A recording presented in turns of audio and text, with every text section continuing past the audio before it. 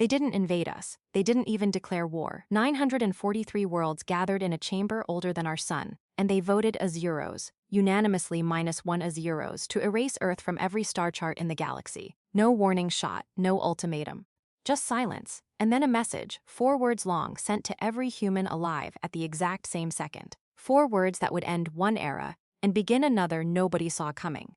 The message hit every screen on the planet at 3:14 a.m. Eastern Time. Phones buzzed, TVs flickered on by themselves. Even old radios crackled to life in garages nobody had opened in years. 4 words, glowing in a language every human somehow understood. Earth is now exiled. No explanation, no signature, just that.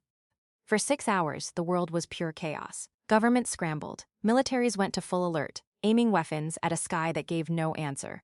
Cable news anchors ran on fumes and coffee, repeating the same 4 words like a broken record because that was all anyone had. Then, at sunrise, a second message arrived. This one longer, almost formal, like a court ruling. It explained everything in cold bureaucratic language. Earth had been observed for over 200 years by a coalition of advanced civilizations calling themselves the Concord.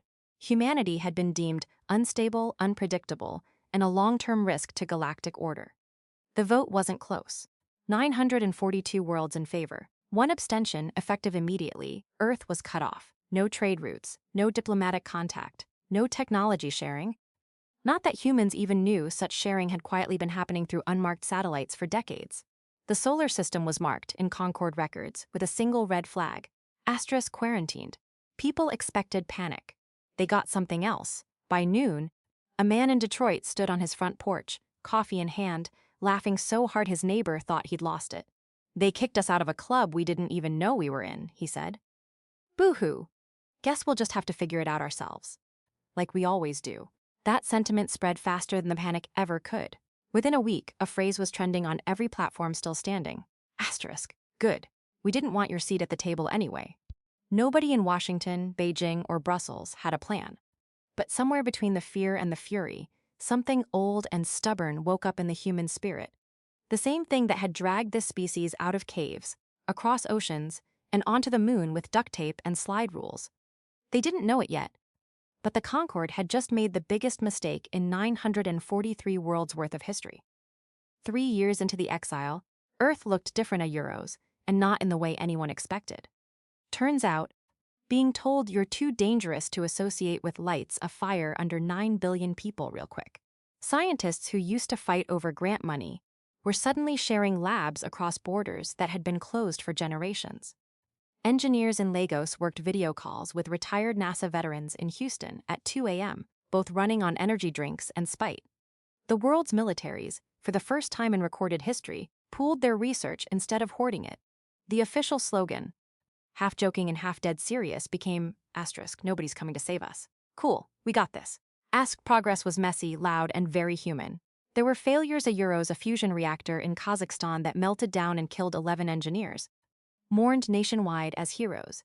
There were breakthroughs nobody could explain, like the graduate student in Sao Paulo who cracked a propulsion equation that had stumped her professors for a decade. Scribbled on a napkin during a blackout. Word got out a Euros through channels nobody could trace a Euros that a few Concorde scouts had been quietly observing Earth this whole time, hidden in the asteroid belt, expecting to watch a species collapse into chaos without their guidance. Instead, they watched humanity build. They watched refugee camps turn into research campuses. They watched a fractured, arguing planet stop arguing long enough to launch 3 unmanned probes past Mars, using tech that, by Concorde estimates, should have taken humans another 80 years to develop. They watched candlelight vigils for the dead turn into fundraising drives for the next mission. Because grief here didn't stop people a Euros, it fueled them. One scout's report, later leaked, reads simply, recommend reevaluation. Subjects are not collapsing. Subjects are accelerating. Back on Earth, nobody knew they were being watched again. They just knew there was work to do. A retired Air Force pilot turned late-night radio host summed up the mood best. Live on air, voice cracking with pride. They thought exile was a punishment. Man, we needed the quiet. Turns out we work best with our backs against the wall. The world didn't feel abandoned anymore. It felt like it was training for something. Year 7. The Concorde came back a Euros not with an apology, but with a problem. A rogue signal, ancient and violent, was tearing through a neighboring sector, wiping out unmanned outposts and scrambling defense grids across a dozen member worlds. The Concorde's combined fleets, for all their advanced tech and centuries of careful order, couldn't crack it. Their systems were built for predictability. This threat had none. It moved like chaos. It adapted. It refused every pattern their strategists threw at it. Someone in that ancient chamber a Euro, the same one that voted humanity out a Euro, finally said what nobody wanted to admit. We need the unpredictable ones. The message that reached Earth wasn't cold this time. It was desperate. A request, not a command, asking for help from the one species built different enough, stubborn enough, and yes, unpredictable enough to maybe stand a chance. Earth's response took 11 minutes to draft and became one of the most quoted lines in human history. You exiled us for being unpredictable. Now you need unpredictable. Funny how that works. We're in a Euros, but let's be real clear. This isn't charity. This is us, showing up anyway.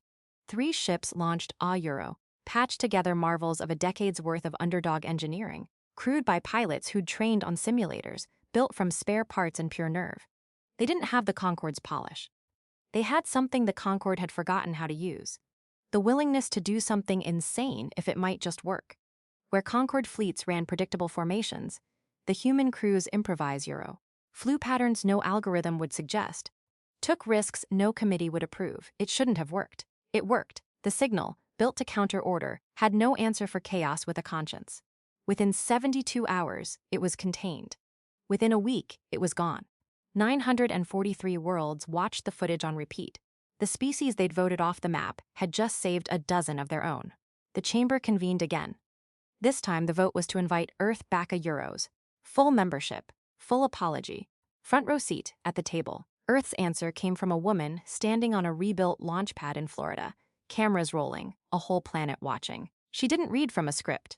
You told us we didn't belong. So we built our own house. Turns out it's got a pretty good view. You're welcome to visit a Euros, but we're not asking permission to exist anymore. We already proved we don't need it. She paused, looked straight into the camera, and smiled a Euros, the kind of smile that carried 7 years of sleepless nights, dead engineers turned heroes, and a planet that refused to quit. We're not joining your club. We're starting our own. And guess what a Euro, the doors open. Even for you. The crowd on that launch pad went wild a Euro, flags waving, strangers hugging, someone in the back blasting an old rock anthem loud enough to drown out the countdown. Across the planet, in bars and living rooms and rooftop parties from Tokyo to Toronto, people watched Earth's 4th ship launch under its own power, its own tech, its own stubborn will a Euros, heading out not to beg for a seat, but to explore on its own terms. The Concorde got their answer 3 days later, carried not by diplomats, but by that same ship soaring past their border checkpoint, engines blazing, unannounced, unapologetic. No treaty was signed that day. No ceremony. Just a species that had been told it wasn't good enough, proving it all loudly. Permanently a Euros, that being different was never the weakness they thought it was. Back on Earth, in every language, on every screen, one phrase trended for the rest of that year. They voted us out. We voted ourselves up. And somewhere, on a bar stool in Detroit, that same man from year 1 raised his glass, grinning ear to ear. Told you, he said. We didn't need their seat. We built the whole damn table.